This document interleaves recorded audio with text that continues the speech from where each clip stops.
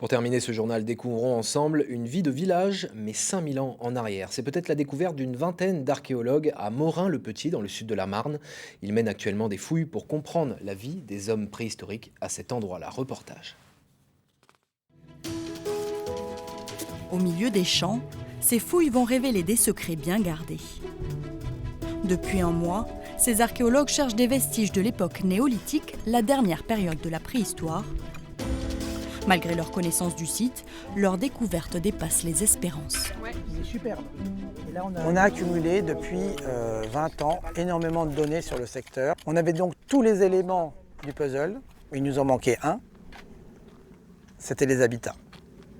Donc c'est ce qu'on a cherché, et c'est ce qu'on est venu chercher ici, et c'est ce qu'on a mis en évidence. L'habitat et les fossés, les enceintes qui vont avec, ça c'était inespéré. On se doutait qu'on allait trouver ça dans la région un jour, mais c'est la première fois qu'on met ça en évidence dans cette région.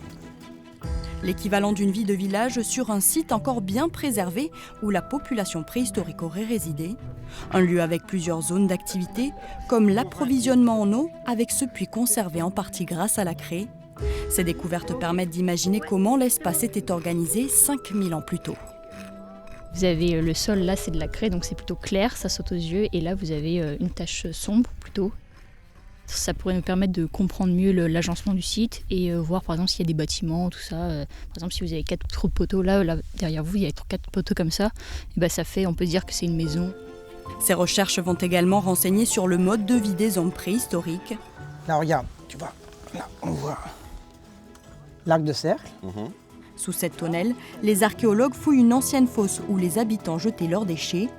Des restes de faune dont ce fragment de mâchoire vont permettre d'étudier les viandes chassées par exemple.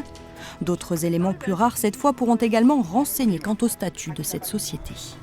On a donc cette parure extrêmement fragile qui est donc une applique perforée en nacre avec un état de conservation également extrêmement intéressant puisqu'on voit encore la nacre briller.